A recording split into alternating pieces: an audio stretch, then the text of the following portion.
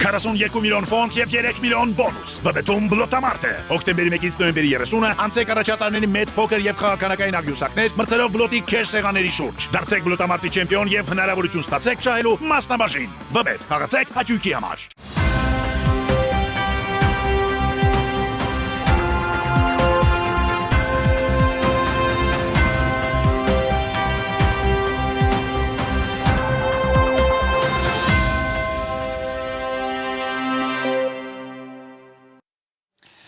Բարև ձեզ։ Այսօր նոյեմբերի 17-ն է, մենք ուղիղ եթերում ենք։ Պաշտոնական հաղորդագրությամբ սահմանին հարաբերական անդոր է,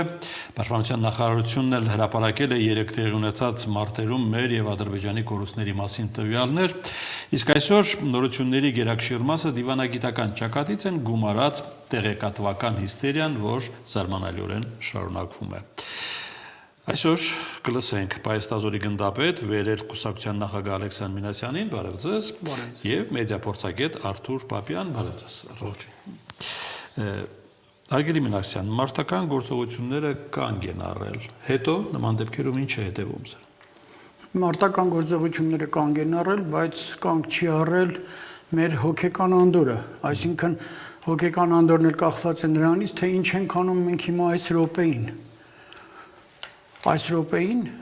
մենք դեռ ոչինչ չենք անում։ Մենք ուղղակի դեռ ոնց հասկացա հաղորդագրություններից մեր դիերն ենք անում։ Այն տարածքից, որտեղ մարտեր են ընթացել։ Այո։ Եվ դեռ չգիտենք ինչքան է մեր կորուստը։ Քանակությունը ոչ մեկ դեռ չի հաղորդագրել, չի ասել, մենք չգիտենք, ստույգ չի է այդ ամենը, երբ որ ստույգ կլինի, ինձ թվում է բոլորս էլ կիմանանք դրա մասին, քանի հոգի գերվառած կլինեն, քանի հոգի սպանված, զոհեր ինչ կամ կունենանք, դեռ հայտնի չէ։ Մի բան էլ է անհասկանալի, այդքան անհետ կորած այդ լոկալ հատվածում ինչպես է դա հնարավոր։ Գիտեք, տեղանքից կախված նախ առաջինը նախահարցակ են եղել իրենք եւ ընդհանրապես այսպես է, ով նախահարցակ է լինում, դե մենք այնտեղ ամրաշինական լուրջ կառույցներ չունենք այդ հատվածում եւ ասենք իրենք կարող էին նախահարցակ լինելու պարագայում մեզ բերել, ասենք ոչ պատեհ իրավիճակում մեզ տեսնել եւ օգտվել դրանից եւ դա կարծում եմ այդպես էլ եղել է։ Իսկ Չավուշօղլուն այսօր հայտարարում է, որ Հայաստանը ահաբեկչություն է իրականացրել ընդդեմ Ադրբեջանի։ Դա արդեն քաղաքագետները թող խոսեն ու ասեն, պատասխանեն, ասել է մի բան է, իրողությունը այլ։ Դե պետք է հասկանալ տողատակը, այդ հայտարարությամբ ինչ են ուզում հրամցնել։ Այսինքն իրենք իմ ենթադրությամբ իրենք ուզում են ինչ-որ մեզ դնել զսպաշապիկի մեջ եւ այնպիսի թելադրանքներ անել, որին մեզ իհարկե ձեռնտու չի լինելու հորը։ Իմ կարծիքով միայն սա է։ Շատ բարի։ Արթուր, ինչ է կատարվում մեդիատիրույթում, հա? Ինչ ես հասկացել այս 2 օրերի։ Դե մեդիատիրույթում ակնհայտ է մի բան, որ Ադրբեջանը վարում է տեղեկատվական պատերազմ, իսկ Հայաստանը պարբերաբար ինչ-որ փորձում է շատ թույլ նվազ ինչ-որ պաշտպանական հերքումներ կամ ինչ-որ այսպիսի հաղորդագրություններով հանդես գալ։ Այսինքն մենք տեսնում ենք, որ նոյեմբերի Ադրբեջանը պատրաստվել է նաև տեղեկատվական հարձակման։ Դե տեսեք, այո, անցած շաբաթվանից եղավ տեղեկատվական արտանետումներ, տեղեկատվական պատրաստություն, այսպես ասած, հրետանային տեղեկատվական նախապատրաստություն, 2-3 օր ադրբեջանական լրատվամիջոցները խոսում էին կրակոցների մասին, սահմանային բախումների մասին, դեռ անցած շաբաթ, հետո ամսի 14-ին Կիրակի օրը տեղի ունեցավ 4 դիրքերի կորստի հետ կապված պատմությունը, որը պաշտպանության նախարարությունը հերքեց, հետո հիշում եք նախարարին պաշտոնանկարեցին, դրանից հետո հաստատեցին, որ մենք 4 դիրք փաստորեն կորցրել ենք եւ դրա շարունակություն, այսինքն ադրբեջանական կողմից ամեն շատ կանխատեսելի է նույնիսկ եւ հստակ է իրականացվում, բավական տարօրինակ է թե ինչ է իրականացում հայկական կողմից, այստեղ, չգիտեմ, գտնվում ենք հերքումների ու ընդհանրապես իլյուզիաների ինչ-որ դաշտում։ Որովհետև մենք չգիտենք, թե չունենք այն գործիքները, որոնցով պետք է աշխատել նման դեպքերում։ Չէ, ինձ թվում է ավելի շատ այստեղ մի քանի հարց կա։ Առաջինը չկա համակարգում կամ նույնիսկ երևի ինչ-որ մատնանշ, ամեն ինչ մատնանշում է վերևում, իշխանական մակարդակում ինչ-որ խճճվածության մասին, որտեվ Պաշտպանության նախարարությունը հերքում է, հետո անվտանգության խորհուրդը հաստատում է փաստերը հաղորդում, այսինքն համակարգվածություն չկա։ Նույնը ինչ էր տեղի ունենում 3։ Մի պաշտոնյա ասում է, որ 15 զոհ է եղել հայկական կողմից, հետո իշխանական մի լրատվամիջոց ասում է, որ 10 զոհ ենք ունեցել, հետո պաշտպանության նախարարությունը հայտնում է, որ մի զոհ ենք ունեցել 24 անհետ կորած։ Այսինքն տոտալ, եթե ինֆորմացիոն դաշտի մասին ենք խոսում, այստեղ անհասկանալի վիճակ է, համակարգվածության բացակայություն, տպավորություն կա, որ ոչ ոք չի ուզում պատասխանատվություն ստանձնի, ինչ-որ կոնկրետ մի բան ասի, որոշում կայացնելու օղակում հավանաբար Առայժմ նկարագրում ես երկու կողմերի պաշտոնական լրահոսների բացառապես տեղեկատվական, այո, ես Դե մենք մի ուրիշ խնդիր էլ ունենք, դա սոցցանցային խնդիրն է, որտեղ սլիվներ են արում, հա, ես չգիտեմ այդ բառի հայերենը ինչպես է արում, արտանետումներ են արում։ Բայց հիմա գանք մի կարևոր դրվագի, որը 3 չէ, դրա նախորդ օրն էր, երբ իրադարձությունների, այսպես ասած,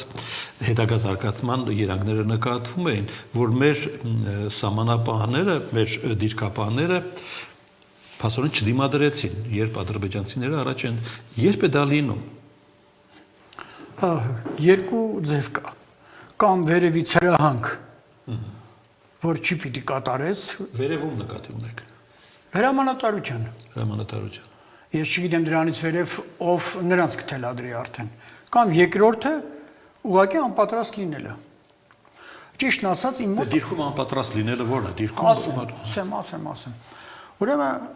մենք միշտ նայում ենք հարցին, որ կա ամրաշինական կառույց, որը պետք է ֆունդամենտալ լինի եւ կա ժամանակավոր։ Թեկուզ անգամ ժամանակավորի պարագայում մենք պարտավոր ենք, երբ որ մենք հետնահանջ ենք անում արդեն Այնտեղ սկսել մինապատել, պատրաստել, որ եթե իրենք հանկարծ գան եւ մենք ժամանակ չունենանք, ինչ պիտի անենք։ Ես ենթադրում եմ մենք դա էլ չենք արել։ Բաց թողումների շարքը շարունակվում է։ Այսինքն պատրաստված զինվորի վիճակ չկա։ Մենք, չգիտես ինչի, անընդհատ մեկ քայլ հետ մնացած ենք երևում։ Իմ աչքերում ես այնտեղ չեմ եղել, բայց ես տեսնում եմ, որ նորից մեկ քայլ մենք հետ ենք մնացել այդ բոլորից։ Նախարարին իրենց մոտ լավ աշխատում է արդեն նախապես իրենց հետախուզությունը։ Իրանք հրանոթային հետախուզություն արեցին նաև ոչ միայն հրանոթային, այլ գնդակոծումների միջոցով իրանք պարզեցին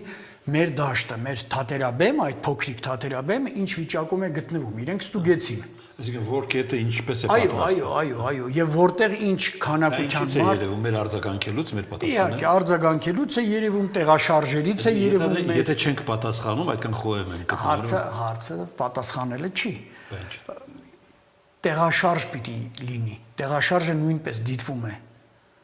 Այդ տեղաշարժի միջոցով իրենք կարող են անգամ եթե չպատասխանես, պարզ երևում է։ Գիտեք, այնտեղ վիրավոր կարող է լինել թնդակոծումից հետո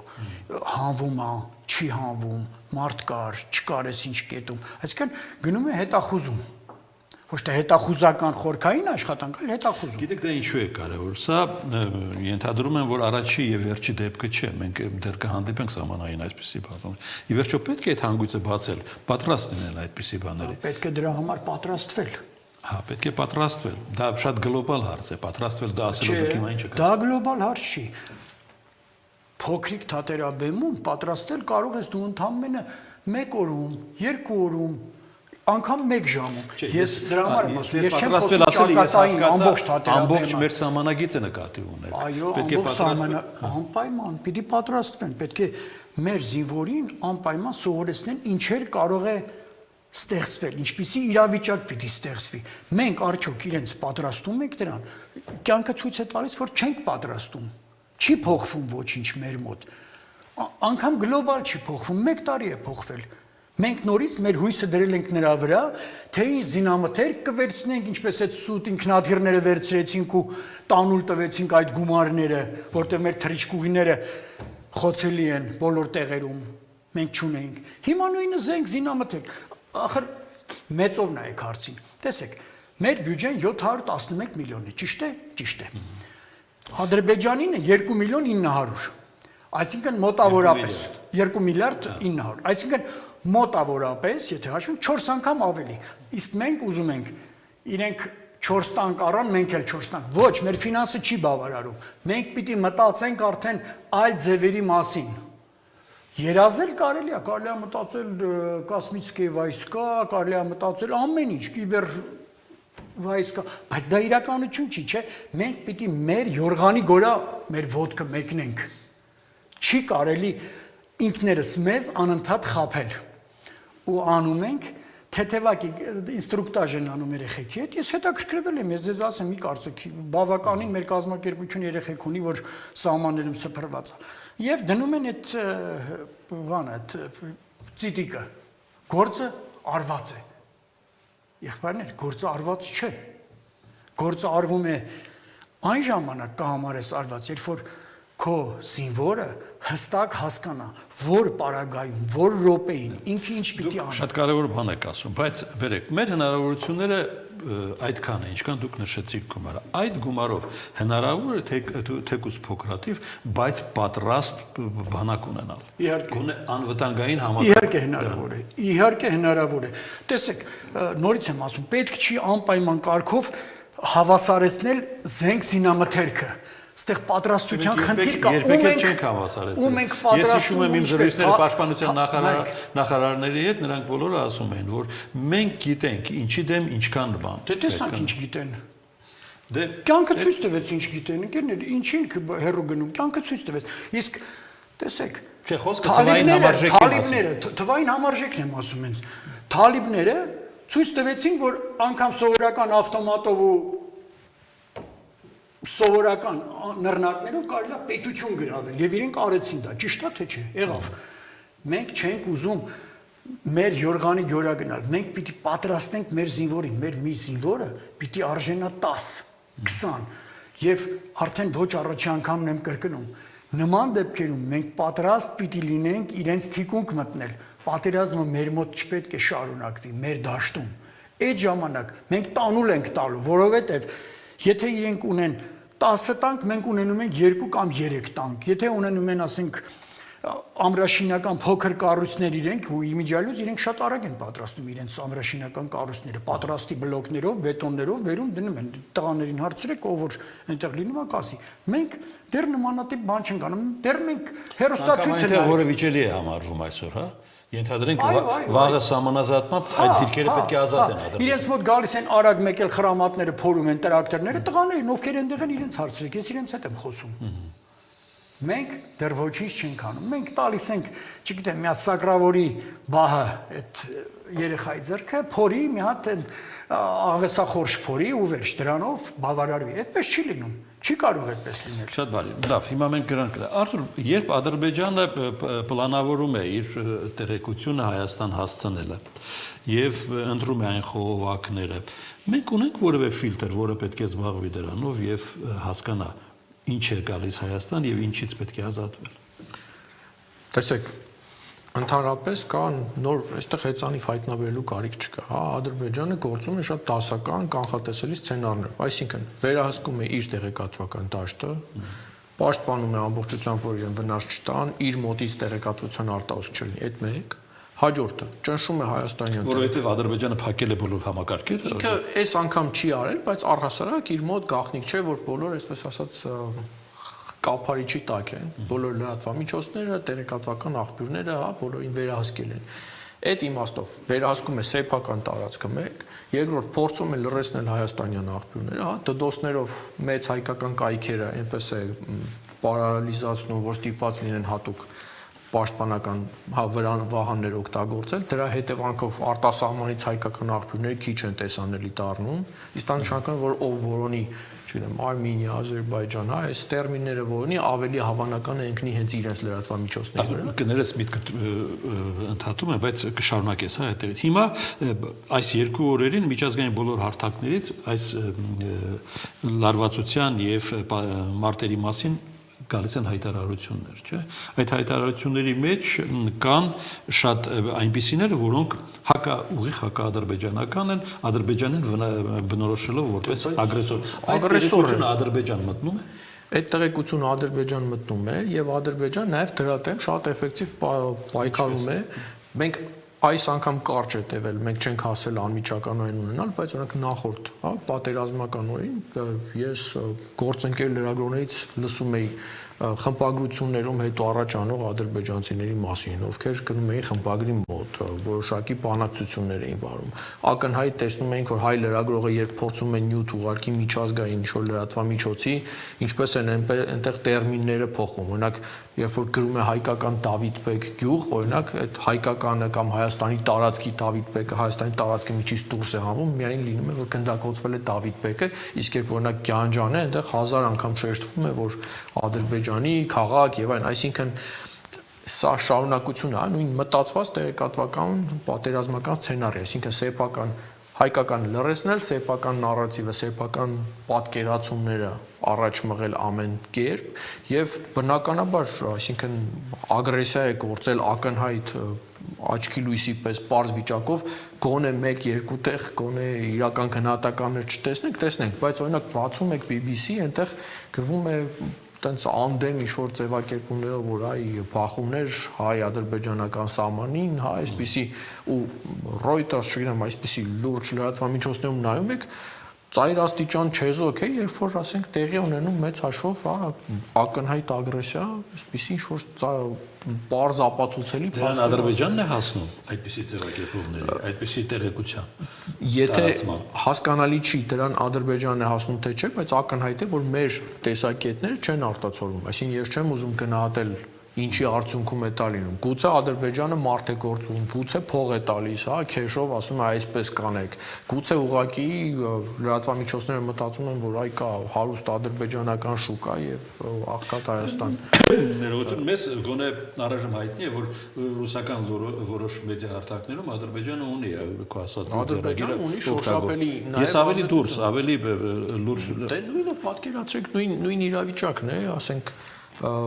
կա ադրբեջանական լուրջ շահեր, լոբիստական կազմակերպություն, այո, միշտ խոսում են հայկական լոբի, բայց փորձը ցույց է տալիս, որ երբ բանը հասավ անցած տարվա զարգացումներին, մենք տեսնում ենք, որ հայկական լոբին ամենտեղ չի եւ ամենազոր չի եւ շատ տեղերում կարողանում են ադրբեջանցիները հաջողությամբ պայքարել եւ նաեւ իրենց տեսնում ենք ակնհայտ օգնում են թուրքական գործընկերները, պակիստանյան գործընկերները իմիջայլոց շատ ակտիվորեն աջակցություն էին ցույց տալիս անցած տարի, այս տարի դեռևս ընդամենը 1 օրվա մասին էինք խոսում, գուցե նույնիսկ կարիքը չեն զգացել,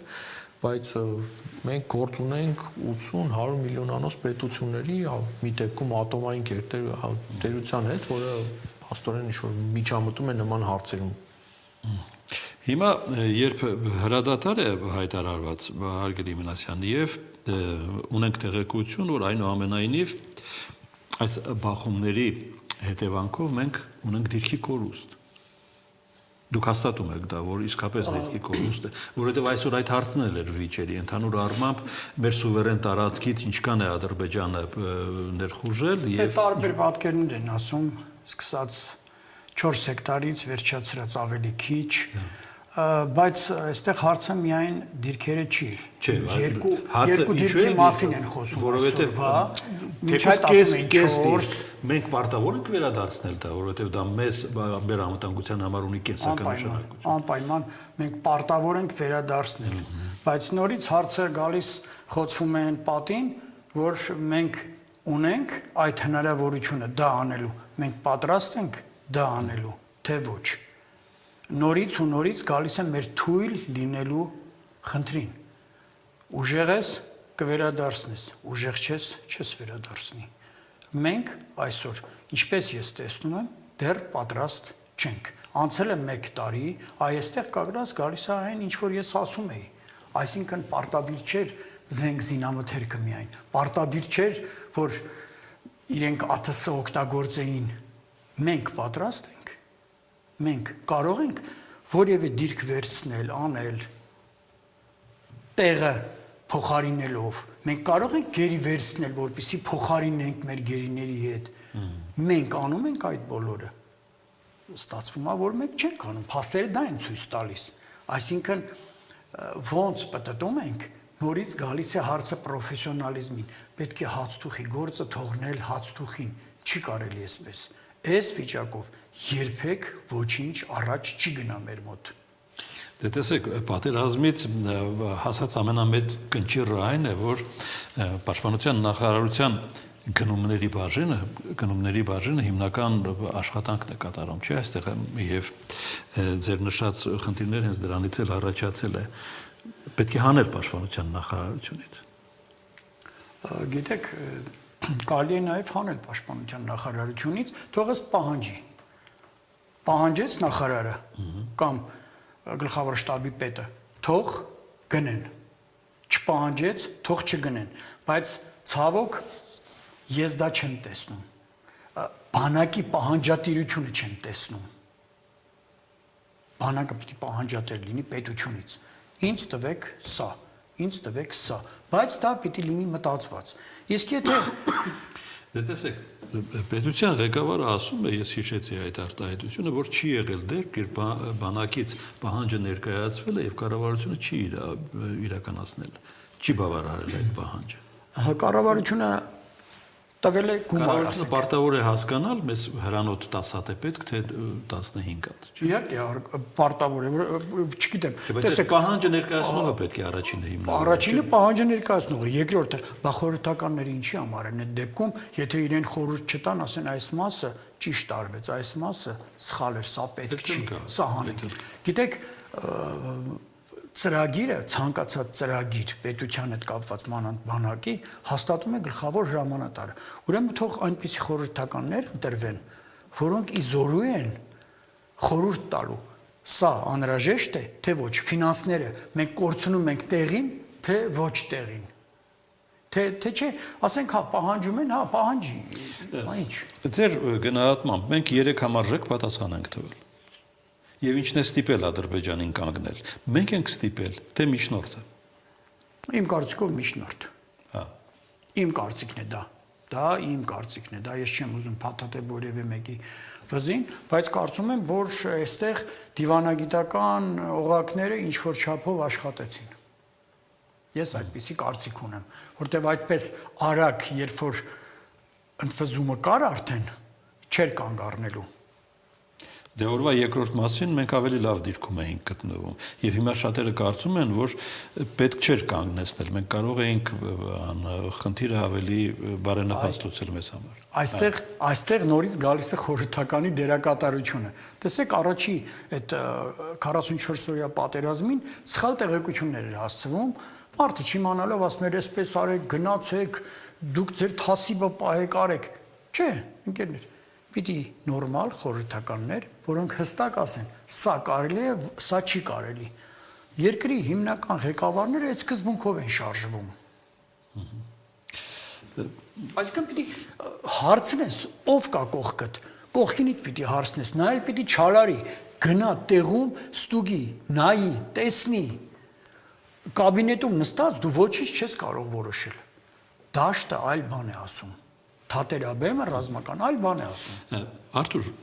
հաջորդը, ապատեղեկատվությունը ինչպեսի չարիք է մեզ համար այս մթնոլորտում։ Դա աներևակայել է մեր ներսում տարածվող, ոչ միայն դրսից պարտադրվող։ Այս դրա մասին էի ուզում հասկանայինք, թե մենք որ ապատեղեկատվության մասին ենք խոսում, որտեղ Հայաստանում ապատեղեկատվության վեկտորները տարբեր են, այսինքն մենք ստանում ենք ապատեղեկատվություն ադրբեջանական աղբյուրներից, հա, այդ պատերազմական ենթատեքստում։ Նաև, բայց հենց մեր ներքին պետական նույնիսկ գերատեսչությունները մեր դեմ ապատեղեկատվություն են կիրառում։ Ինչու եմ ասում դեմ, որտեվ այո, պաշտպանության նախարարությունը հասկանալի է, դա լրատվամիջոց չի, լրագրող չի, ինքը կարող է եւ ելնելով իր նպատակներից ինչ որ տեղեկատվական, հա, արտանետում անի, այսպես ասած, ինչ որ խնդիրներ լուծելու համար։ Բայց մեր դեպքում պաշտպանության նախարարությունը քանի անգամ, այսինքն ձեռքը բռնվում է սուտ խոսելիս եւ որևէ ձևի պարզ չի դրանից ինչ է շահում պետությունը, հա, այսինքն լավ, ինչի համար սուտ խոսել։ Դա անփութության հետևանք է, անգրագիտության հետևանք է։ Ես կարծում եմ դա ինչ որ առումով նաև այն է, որ ոլորտի համակարգում չկա ընդհանուր ինֆորմացիոն ռազմավարություն, չկա որոշող չկա, որ այ մենք ունենք այս ռազմավարություն, սրա շրջանակում ենթադրենք թող պաշտպանության նախարարությունը այսքան տեղում սուտ խոսի, որովհետև դա պետք է որ լուծվի այսպիսի կոնկրետ խնդիր։ Դե եթե դրան էլ գումարեն քաղաքական որոշ շրջանակների, այդպես ասած, արտանետումները, միտումները։ Դե նաև այո, դա է ուզում ասել։ Այսինքն մեր մոտ ունենք մի իրավիճակ, երբ որ պետական մարմինները ստում են գիտակցաբար թե պատահաբար երբեմն սխալմամբ։ Մենք ունենք իրավիճակ, երբ քաղաքական գործիչները եւ իշխանական եւ հակաիշխանական, հա, ընդ որում հակաիշխանական եմ ասում, որտեղ մեր մոտ մի իրավիճակ է, երբ նախկին իշխանությունների, հա, վեկտորը ունենալով զգալի ռեսուրսներ ակնհայտ ապատեգատվական ինչ-որ արտանետումներ անում, ընդ որում պրոֆեսիոնալիզմի հարց չէ, այսինքն մենք ճանաչում ենք 1000 տարվա որակյալ, հա, լրագրողներ, մասնագետներ աշխատում են այս դաշտում, լուծում են կոնկրետ խնդիրներ, այսինքն այստեղ չարամիտ ապատեգատվության հետ գործ ունենք եւ դկած ունենալ այն հանգամանքի վրա։ Այո, մենք տեսնում էինք, այսինքն այսպիսի մի միջավայրում, հա, թատերական, պատերազմական գործողություններ եւ հնչում էին հայտարարություններ, տեղեկատվություններ շրջանառվում, որը ինչ որ դեպքում կարելի ասել ակնհայտ հակապետական նույնիսկ ինչ որ բնույթ էր կրում։ Այսինքն ես հեռու եմ այն մտքից, որ իշխանությունը, օրվա իշխանությունը դա պետությունը, ինձ համար դա լրիվ տարբեր հասկացություններ են, հա, սակայն երբ դու ունես լարված ռազմական բախում սահմանին եւ այդ ընթացքում ինչ-որ այսպիսի տարօրինակ վերլուծություններ են, որ հանձնված է, որ, չգիտեմ, իշխանությունը ադրբեջանցիների հետ համակայել են, այսպիսի ապատեգատական արտանետումները արդեն ակնհայտ հարվածում են թիկունքին, այսինքն ինչ պիտի մտածի սահմանին կանգնած քաղաքացին, երբ ինքը հետևից այսպիսի բաներ է լսում։ Լավ, մոտենանք մեր զրույցի ավարտին։ Ինչը կստիպի Ադրբեջանին չգնալ այսպիսի էսկալացիայի։ Ես կարծես թե կրկնվում եմ նորից, ես նորից նույնը պիտի ասեմ, մեր ուժեղանալը։ Այսինքն ունենալ բանակ, որը իզորու է քաղաքական գործիչների լեզուն երկարացնել։ Այսինքն դա չլինի մերկապարանոց արտահայտություն քաղաքական գործչի, նախարարների կողմից, այսինքն ունենալ այնպիսի բանակ, որը ի վիճակի է ասած հարցը լուծում տալու։ Իրենք պիտի ինչ-որ չափով վախենան նաև։ Ճիշտ եք ասում։ Հիմա կոնկրետ օրինակ, տեսեք Սև լճի հատվածում պատմությունը։ Երեք էլի ասում են, որոշ տեղաշարժեր են եղել դիրքային։ Եթե բոլոր միջազգային հորդորները, ամենախիստ հորդորները եւ նշումները, պահանջները Ադրբեջանին ներկայացող չեն աշխատում, մենք ինչ պետք է անենք։ Նորից եմ ասում, իրենք միևնույնը չեն ենթարկվելու։ Այո, մեր անելիքը կներեք կոպիտ ասեմ, թքած ունեն արտաքին աշխարհի այդ ազդակների վրա ու ասածների վրա։ Իրենք գալիս են մի քանի քարտեզով տված է Սև լիճը կեսով գալիս է, անգամ իրենց պատմաբաններից շատ-շատերը, որոնք զբաղվել են, ասենք, սահմանազատումով, իրենք ընդունում են, որ այո, Սև լիճը որոշակի մասը իրենցն է, մոտավորապես 25%-ը եւ 75%-ը Հայաստանինն է, բայց արեք հարցը այդպես չնայենք, ով ուժեղ է, նրա արածը արդարացված է, մինչև աշխարհը գլխի ընկնի, մինչև հայտարարություններ, քաղաքական մոտեցումներ, չգիտեմ, զսպաշապիկներ Ադրբեջանին հասցնեն, նրանք արդեն կվերցնեն ու կասեն, ես ձևա, ով է ասել, ուր է այդ քարտեզը ձեր, քարտեզը ինչ որ ասենք, ասում են Ռուսաստանի բանում քարտեզագրության բաժնում կա գլխավոր շտաբի, հա կա, բայց դա հիմք չի կարող հանդիսանալ։ Դա ընդամենը ռազմական սահմանազատում է եղել։ Հետո բացի այդ Ադրբեջանը անգամ դրան համաձայն չի։ Այս իհարկե համաձայն չի, որտեղ սահմանազատումը չի կատարվելու ուղղակի։ Սահմանազատմանը պիտի մասնակցեն մարդիկ, որոնք գիտեն մարտավարություն, այսինքն երբ որ սահմանը գծվում է այս կողմով, իրենք ասում են, գիտեք, հիմա դուք եթե այսպես արեցիք, չէ,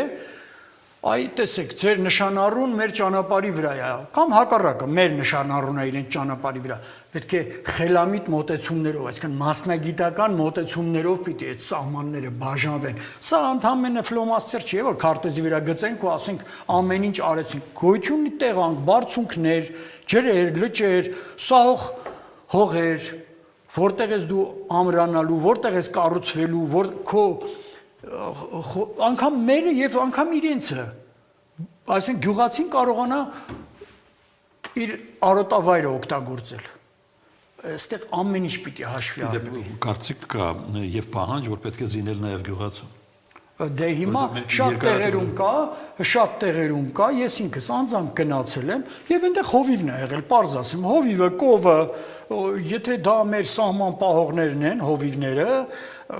ես չգիտեմ։ Դե պահողը չեն, բայց սահմանի հետ առնչվում են։ Առնչվում են, մարդը իր որսորդական լրացանով, որ ընդամենը 50 մետր կարող է կրակել, խեղճը ասում է իմ ապահովության համար ես սա վերցնեմ,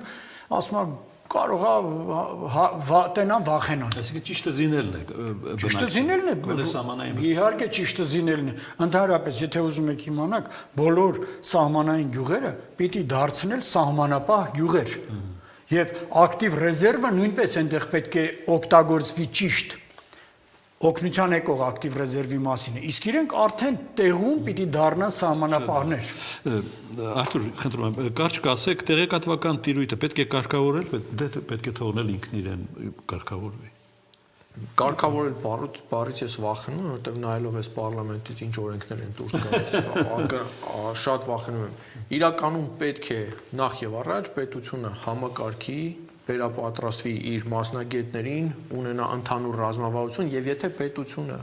ճիշտ համակարգված գործի, որևէ բան կա համակարգելու կարիք չկա։ Այսինքն տեսեք, կոչեր են հնչում, որ այ մի նկարեք զորքի տեղաշարժ տեսանյութեր մի արեք, մի գցեք TikTok, չէ՞։ Բայց մարդիկ ինչու են դա անում, որովհետեւ պետությունից, պաշտպանության նախարարությունից մի հատ տեքստային կարճ հաղորդագրություն է եկել ընդամենը եւ ադրբեջանական կողմից պատրաստված համակարգված վիդեոների արտանետումներ։ Եվ այս ուղղակի սով է, հա, այսինքն տեղեկատվության։ Եթե պաշտպանության նախարարությունը օրինակ ունենար պատրաստի վիդեոկլիպներ, թեկուզ ոչ 3 նկարանված, հա, զորքի տեղաշարժ, չգիտեմ ինչ գցեր, ասեր, այ ինչ որ process է գնում, այս նյութը տարածեք, սա կարելի է։ Մարդիկ էլ չէին գնելու, ասենք հեռախոսով ինչ որ մի հատ անհասկանալի բան նկարի գցի տարածի, մի բան է պետք։ Դե պարզ է, չէ, ադրբեջանցին ինքը նկարում ինքն տարածում է։ Այո, անհասկանալի է թե մենք ինչու ենք տարածում ադրբեջանցում։ Մենք տարածում ենք, որովհետև ինֆորմացիոն վակուում է, այսինքն սով է։ Հիմա մարդիկ սովորեն։ Անկամ եթե սով է, չկա այդքան տրամաբանելու ունակություն, որ չի կարելի դա անել։ Թե տեսեք, հետևեցնող եւ հարազատ է կանգնած, չէ՞։ Կա, այդ ամեն ինչը կա, կոչեր են հնչում, բայց կոչերով ոնց կանես։ Հիմա հասարակությունը սովոր է շատ արագ սպառման տեմպերի, որ մի բան ունենա, գրի, ուրախանա կամ տխրի եւ այլ, բայց ցանկացած բան դրսեւորում հիմա ցավոք սրտի սոցցանցերի ալգորիթմերը ամեն ինչ բերում են դրան։ Մարդիկ սովոր են տարածելու ինչ որ կոնտենտ եւ տեսեք մի բան էլ Ենթադրենք ես ոչ մի բան չեմ տարածել, չգիտեմ,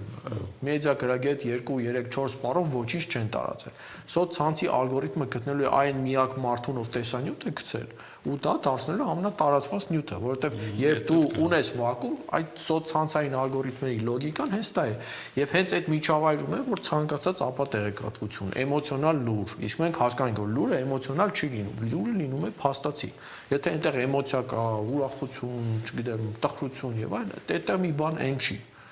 Եվ այդ կոնտենտը հենց այն է, որ բարձրանում է ջրի երես սոցցանցային միջավայրում։ Հիմա դա պետք է համակարգել, կարգավորել, կարծում եմ, որ ոչ։ Դա պետք չի կարգավորել, դա պետք է կառավարել անելով համակարգված աշխատանք։ Եթե դու թողնում ես, որ վակուում առաջանա, այդ վակուումում դուրս է գալու վերև ամենավատ, այսինքն այն կոնտենտը ինչ որ կա։ Պետք է համաձայնել Արթուրի ասացի հետ եւ շնորհակալություն հայտնել, որ եկաք։ Արթուր Պապյան, Ալեքսանդր Մինասյան։ Ես դες հրաժեշտ չեմ տալիս վարքյաններ անց կհանդիպենք նույն տաղավարում։